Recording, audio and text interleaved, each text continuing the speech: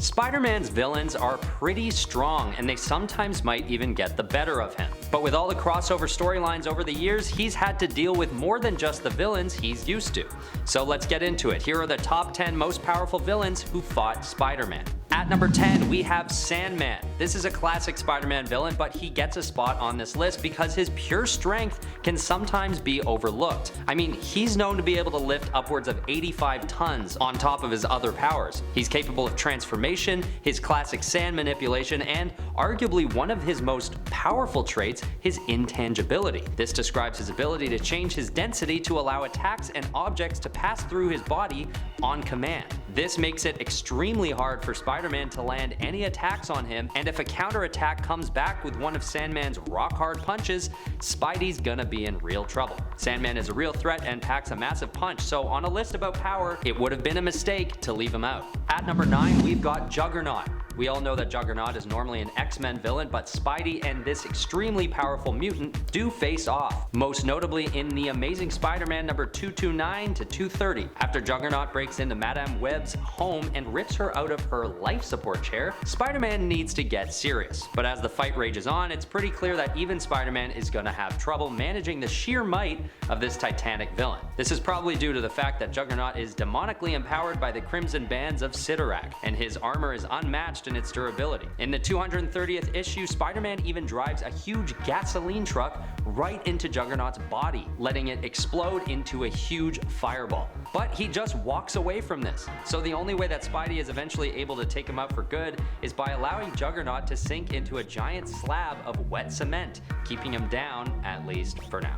At number 8, I'm putting Rhino. Known to be able to lift between 75 and 100 tons, this villain is one of the strongest, brute force-wise, that Spider-Man ever faces off against. He stays back on the list simply because he still deals mainly in brute force and lacks dexterity in his approach to fighting. But a brute he is, as the Rhino is the manifestation of super durability and strength. His powers actually come about originally through gamma radiation treatments that give him several hundred pounds of added muscle tissue and bone to his body. He's known to be able to resist high caliber bullets, extreme temperatures, and fall damage even without his suit equipped. Good thing Spidey's so agile, because if he lets too many of Rhino's hits land, it might be lights out for our friendly neighborhood Spider. At number 7 is Mysterio. So far on the list, we've been dealing mainly with powerful villains in the traditional meaning of the word, brute strength. But Mysterio is a huge powerhouse, and he should not be counted out of a list about powerful villains. His power comes from his ability to absolutely discombobulate and confuse his enemies,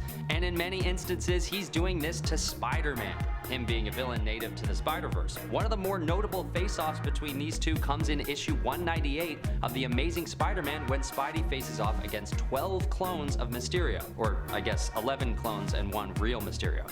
In this encounter, Spider-Man almost drowns at the hands of the villain, but narrowly escapes his fate just in time. And this isn't even the closest call he's had with his special effects artist turned mystical supervillain. At number 6 is Morlun. At his base level, this vampire-like villain isn't necessarily the strongest, but his potential for extreme power comes from his ability to absorb the life force of any and all living creatures. And this ability may be a source of limitless power if used in the right way. He's also able to travel between universes, often finding himself on different versions of Earth, sapping life forces here and there. During the Great Hunt storyline, he actually kills and steals the life of Earth 311 Spider-Man, as well as a monstrous Spider-Man and yet another actual Spider-Man in another world, which is a pretty good resume already for the standards of any Spider-Man villain. However, he still isn't able to take on the Earth 616 Peter Parker, but a universe-traversing vampire creature that saps power from other superpowered beings is not to be taken lightly. At number 5, we have Venom. Spawned by the Elder God Null, Venom is a symbiote that latches onto a host and takes it over, giving them a dark and menacing appearance and extremely powerful set of abilities. I mean, seriously, if you check out Venom's power set, it's pages long. Even without a host, the symbiote can use its slimy biomass to grab onto things and attack using tentacle-like extensions of itself. But when it does latch onto a host, it's able to mix its own power with that of whoever it's taking over. So when Peter Parker is taken over, there's a different set of abilities abilities in Venom's arsenal than when Eddie Brock is overtaken. But Brock's Venom is a pretty serious villain on his own, touting telepathy, superhuman stamina, and immunity to Spider-Man's spidey senses. This last ability is hugely significant and gives Venom a huge boost of power, specifically when facing off against Spider-Man. I mean, Spidey with no spidey senses, he relies on it pretty heavily during battle, so that's a big one. At number 4 is the Red Goblin. This Green Goblin Carnage hybrid poses a serious threat to Peter Parker on numerous occasions, and honestly, I don't blame Spider-Man for allowing so many close calls. The Red Goblin is what happens when Spider-Man uses nanites to take away Norman Osborn's ability to use the Green Goblin formula, because as he searches for his powers once again, Norman comes in contact with the Carnage symbiote and bonds with it. He then uses his ingenuity to remove Spider-Man's nanites and is able to use the Green Goblin formula once more. And a Green Goblin with the added powers of the Carnage symbiote is no joke. This hybrid villain is actually part of a major finale that caps off the Amazing Spider-Man comic series. So you can take a look for yourself at the sheer power of Red Goblin by reading the event Go Down Swinging, issues 797, which would be the Amazing Spider-Man issues 797 to 801. Shoot me a DM and let me know what you think. I didn't know much about Red Goblin before this list, so I'd love to hear some trivia. At number 3 is Firelord. Easing into the top 3 is when we start running into these cosmic bad guys that bring otherworldly levels of firepower to the table. This Herald of Galactus is no ordinary bad guy. In fact, he wields the Power Cosmic, a source of nearly limitless power, and he sure doesn't hold back when facing off against Spider-Man. Their fateful encounter takes place in the Amazing Spider-Man number 270 when Firelord makes his way to Earth but is immediately intercepted by Spider-Man. Luckily, Spidey is in his symbiote suit and gives this cosmic bad guy a run for his money. It's a pretty harrowing battle though, and gives us a reason to put Firelord right near the top of this list. At number 2 we have Carnage. This very powerful and very dangerous villain originates at Rikers Island Prison, where a serial killer named Cletus Cassidy